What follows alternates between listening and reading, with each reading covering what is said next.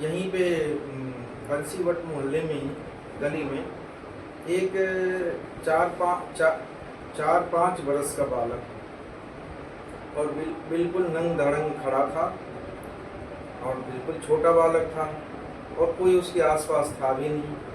और जहाँ से हम गली से मुड़े वहाँ से ही उसके ऊपर हमारी दृष्टि गई और वो भी बालक जैसे हमारा इंतजार ही कर रहा हो। अच्छा। और वो उस गली से ही हमें देख रहा है बालक, और हमारी भी दृष्टि उसके ऊपर गई। और जब पास पहुँचे तो अपने आप ही हम वो छोटा सा रिक्शा में सामान भर के ले जाते थे और उधर से दूध भी रिक्शे में ले आते थे। तो उस रिक्शे को हमने अब वहीं पर रोक दिया और हम उस बालक को बहुत देर तक देखते रहे। वो भी बालक बार बार कभी नीचे देखता, कभी इधर देखता, कभी उधर देखता, फिर हमारी ओर देखता। और न वो कहीं जा रहा था न हम भी आगे जा रहे थे और काफ़ी देर तक हम देखते रहे। हमारा मन बार बार ऐसा करे जैसे उसे गोद में उठा करके प्यार दुलार करें। नमस्कार दोस्तों, मैं संतोष चौबे न्यूज़ सर्वोत्तम में आपका हार्दिक स्वागत करता हूं। दोस्तों, मैं संतों की सीरीज में एक परम दिव्य योगी महापुरुष हैं जो ब्रज में निवास करते हैं। और दोस्तों, आपको पता है कि जो ब्रज के योगी संत हैं वो रसिक होते हैं। श्री राधा रानी और श्री श्याम सुंदर भगवान के उपासक होते हैं। दोस्तों, ब्रज में जब से मैं आया हूँ, पता नहीं क्यों एक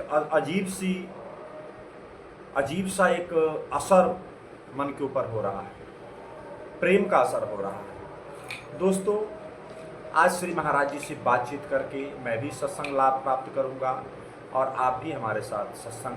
सर्वप्रथम मैं आपको कोटि कोटि चरण वंदन कर रहा हूं।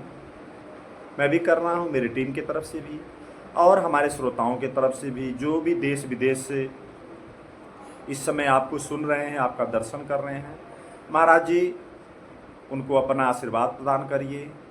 महाराज जी कृपा करके अपने बारे में और अपना शुभ नाम थोड़ा सा बताने का कष्ट करें। पकड़ लीजिए, बस पकड़ लीजिए, बस ठीक है। जय श्री राधे। दास को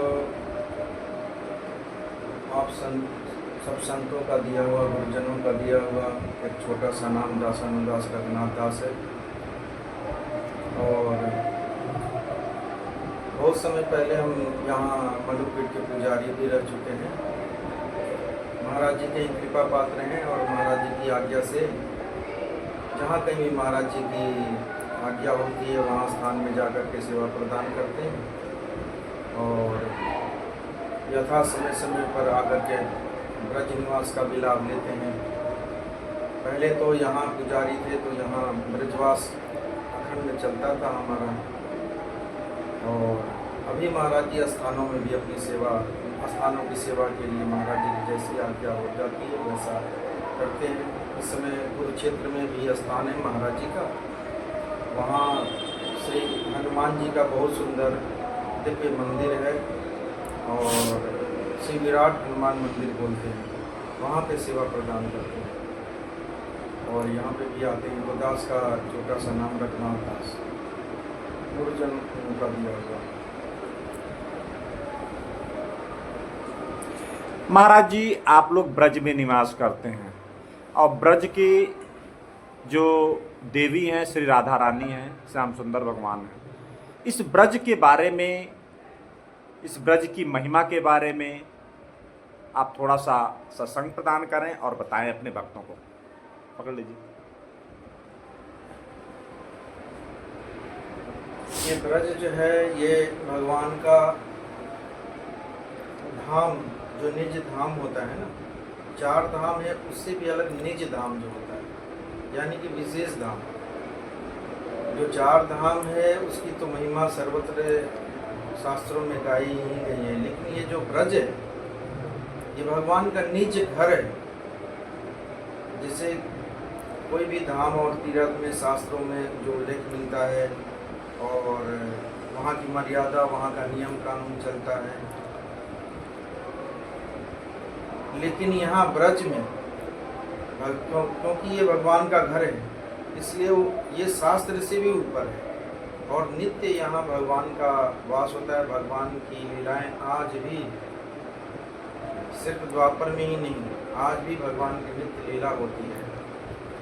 श्री जी यहाँ की अधिष्ठात्री देवी हैं और श्री जी की कृपा के बिना भगवान की भी कृपा की प्राप्ति नहीं होती। इसलिए ब्रज में जहाँ कहीं भी जाइए तो सबकी जुबान पर राधे राधे राधे राधे होता है। एक रिक्शा वाला भी बोलता है राधे राधे, एक साइकिल चलाने वाला भी, स्कूटर चलाने वाला भी राधे राधे बोलता है।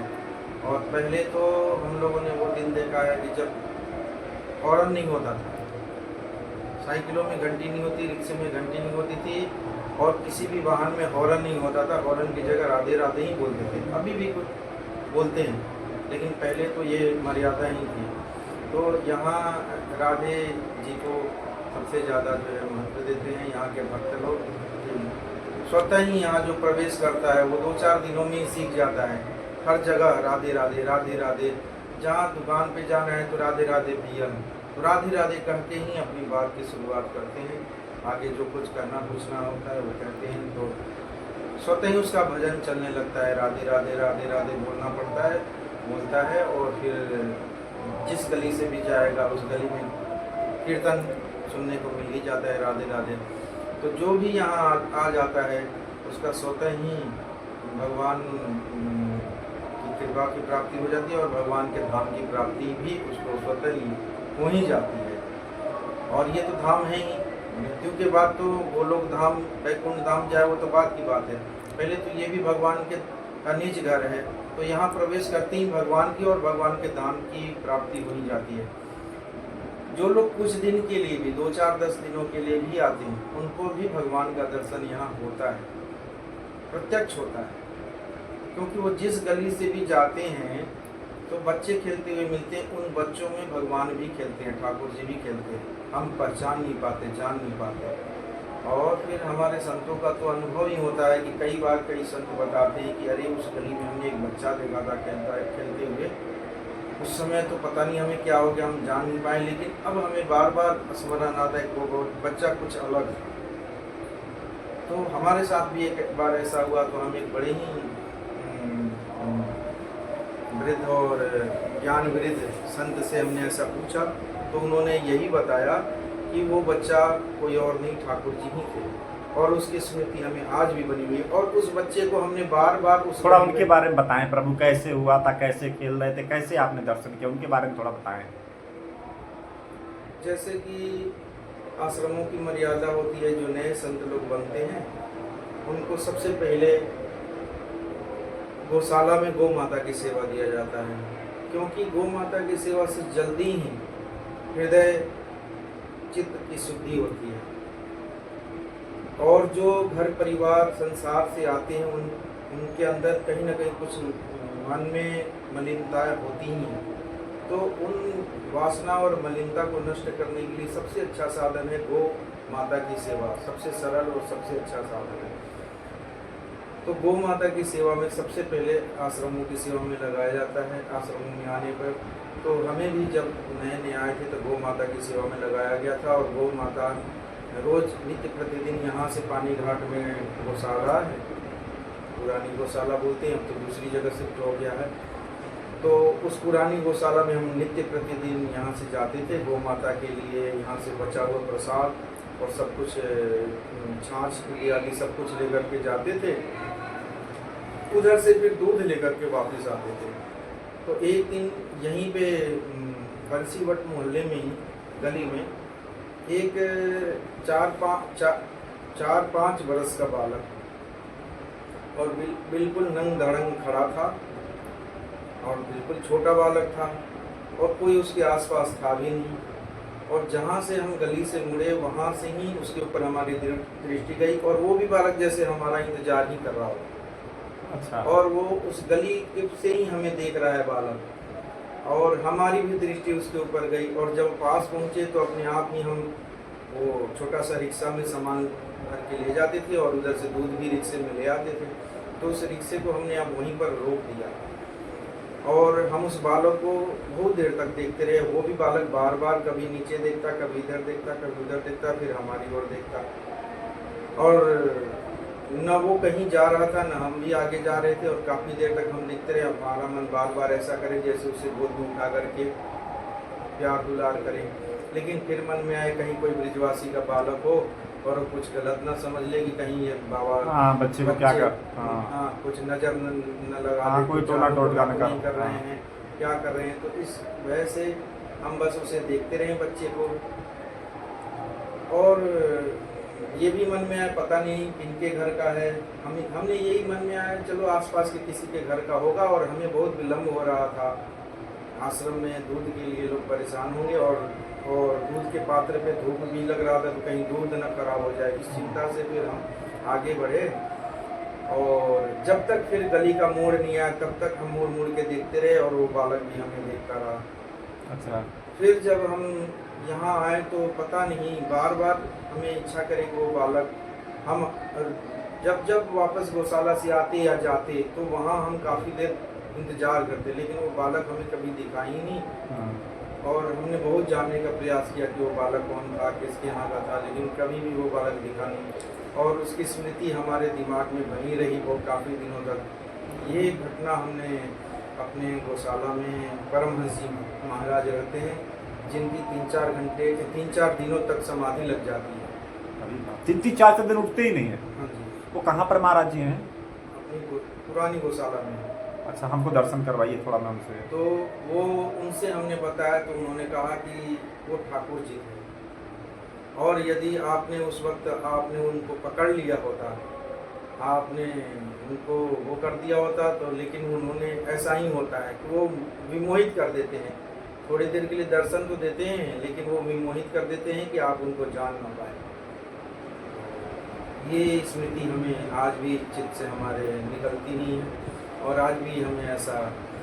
तो उन्होंने ही बताया कि सबके जीवन में, सब संतों के भी जीवन में, और जो भी यहाँ ब्रज में एक बार प्रवेश करता है 2-4 दिनों के लिए भी, तो उसे जरूर भगवान दर्शन देते हैं, लेकिन वो जान नहीं पाता, समझ नहीं पाता, क्योंकि ब्रज की हर एक गलियों में जिस प्रकार के हर एक गली में बंदर चश्मा लेके चढ़े रहते हैं पेड़ पे ना, या कहीं पे भी दीवार पे, उसी प्रकार से ठाकुर जी भी बच्चों के साथ लीला करते रहते हैं। बच्चे जहाँ कहीं भी ब्रज की गलियों में, वृंदावन की गलियों में 4, 6, 8, 10 बच्चे खेल रहे हैं, उसमें जरूर ही ठाकुर न कोई ठाकुर जी है। अच्छा। लेकिन हम पहचान नहीं पाते, क्योंकि वो ऐसी आम लीला करते हैं कि वो पता ही नहीं चलता है। अच्छा, महाराज जी कहते हैं श्री राधा रानी भी यहाँ पर रासलीला रचाती हैं, ऐसे इसके बारे में थोड़ा सा बताएं। देखिए, ये जो सेवा कुंज और निधि वन है, यहाँ तो नित्य प्रतिदिन रासलीला होता ही है। जैसा कि हम लोग जानते हैं कि रात्रि को वहाँ से पशु पक्षियों को भी निकाल दिया जाता है, और प्रत्येक रात्रि को रासलीला होती है। कई लोगों ने ऐसा जानने का प्रयास किया कि भाई ऐसा कहा गया है, तो कई झाड़ियों में छुप गए, और छुप करके उन्होंने जानने का प्रयास किया कि यहाँ रासलीला होती है तो क्या होता है। तो जब वो छुप गए और कोई उन्हें जान नहीं पाया, निकाल नहीं पाया वहाँ से सेवा कुंज निधि वन से, तो फिर वो सुबह में विक्षिप्त अवस्था में मिले, यानी कि उनकी आंखों के सामने ऐसा कुछ दृश्य हुआ जो कह नहीं पा रहे हो, जो वो उनकी समझ से बहुत परे। वो उसके, क्योंकि जो अधिकारी होते हैं उनके आगे तो लीला होने ही लगती है, लेकिन जो अधिकारी नहीं हैं और बलात् ही उस लीला में प्रवेश करने का प्रयास करते हैं, तो उनके साथ, हालांकि इस मार्ग में तो किसी के साथ बुरा नहीं होता है, दुनिया की नज़र में भले ही वो पागल हो गए, लेकिन वो पागल नहीं होते हैं, वो विक्षिप्त नहीं होते हैं। उनके सामने ठाकुर जी की लीला का ऐसा स्मरण बना रहता है कि जो भूल ही जाते हैं, भगवान के काम का भगवान का हो जाता है, वो संसार के काम का रहता है। बस यही बात है। तो ठाकुर जी की नित्य लीला होती रहती है, और आज भी आप सेवा कुंज निधि वन में भी जाएंगे, सेवा कुंज में भी जाएंगे, तो ठाकुर जी के लिए सब कुछ जो है शयन कक्ष में सब कुछ रखा जाता है, और सब कुछ सुबह में। तो इसलिए नित्य संत भी हैं, अधिकारी संत, जिन्होंने भजन अनुष्ठान को किया और उनकी स्थिति ऐसी हुई, तो उनके आंखों के आगे भी लीलाएं प्रकार से लीला लीला तो नित्य आज भी जो ये हम लोगों को वृंदावन दिख रहा है, ईंट पत्थर और मकान तो भौतिक है, लेकिन जो दिव्य वृंदावन अलौकिक है और वो दर्शन अधिकारी लोगों को ही होता है। अकबर ने जी महाराज से आकर के प्रार्थना किया था कि हमारे लिए अहंकार था अपने बादशाह होने का, कि हमारे लिए कुछ सेवा बताइए। कोई भक्ति भाव वाली बात नहीं थी, अहंकार था उसके अंदर। तो श्री हरिदास जी तो जानते थे कि ये तो सिर्फ अहंकार बस आया, तो उसके अहंकार को तोड़ने के लिए उन्होंने कहा, अरे बादशाह तो अपने आप को बहुत बड़ा बादशाह समझता है, जा तू केसी घाट की एक सीढ़ी की मरम्मत करा दे। उसने बड़ा अपना तौहीन समझा कि हमें सेवा भी बताया कि इतना बड़ा बादशाह हमें, पूरे भारतवर्ष के बादशाह हैं और दिल्ली के सम्राट हैं, और हमारे लिए सेवा भी बताया, तो कहते पूरे वृंदावन का कायाकल्प कर दे, वो कर सकते थे हम। और बताया कि केसी घाट की एक सीढ़ी, वो भी पूरा केसी घाट भी नहीं, सिर्फ एक सीढ़ी की मरम्मत करने के लिए कहा। सोच में पड़ गया, चलो केसी घाट गया हो कि भाई एक सीढ़ी की मरम्मत। वहां जाकर के देखा, थोड़ी देर बैठा तो उसके ऊपर कृपा ऐसी हुई, क्योंकि उसका अहंकार दूर करना था, संत का संकल्प था अहंकार दूर करने का। तो उसने देखा कि भाई ये तो केसी घाट की जो सीढ़ियाँ हैं, इनमें ऐसे ऐसे मणि माणिक हीरे मोती जड़े हुए एक एक सीढ़ी में, कि हमारी पूरी की पूरी बादशाहत मिट्टी में मिल जाएगी, फिर भी हम एक सीढ़ी तो क्या एक सीढ़ी का थोड़ा सा भाग भी नहीं बना सकते हैं। तो उसका अहंकार उसी समय चूर हो गया। जा कर के वापस जाके श्री हरिदास जी महाराज के चरणों में लौट गया, बोला महाराज हम तो यहाँ वृंदावन की एक केसी घाट की एक सीढ़ी की भी मरम्मत कराने लायक बादशाह नहीं है, हम तो कुछ नहीं है, तुच्छ हैं। तो बोले कि कोई और सेवा बताइए। बोले कि तेरी यही सेवा है कि आज के बाद तू कभी वृंदावन में प्रवेश आना नहीं कभी यहाँ। तो फिर कभी वो बादशाह अकबर जो है वृंदावन में इस प्रकार से। महाराज जी, आपने अपना अमूल्य समय निकाल कर अपने भक्तों को जो एक अलौकिक सत्संग प्रदान किया आपने, इसके लिए आपको कोटि कोटि चरण। तो दोस्तों देखिए, श्री महाराज जी को साक्षात ठाकुर जी बालक रूप में दर्शन दिए, क्योंकि वृंदावन के अंदर ठाकुर जी हमेशा बालक रूप में ही विराजमान रहते हैं। श्री राधा जी लाडली और श्री ठाकुर जी श्याम सुंदर भगवान, और ऐसे विलक्षण संत हैं आप कि आपको ठाकुर जी कितने समय तक निहारते रहे और दर्शन देते रहे। तो दोस्तों ऐसे रसिक संत जो है ब्रज में ही देखने को मिलते हैं। तो दोस्तों मैं भी सत्संग सुना और आप भी सुने। दोस्तों अब संतोष चौबे को इजाज़त दीजिए। नमस्कार, जय हिंद।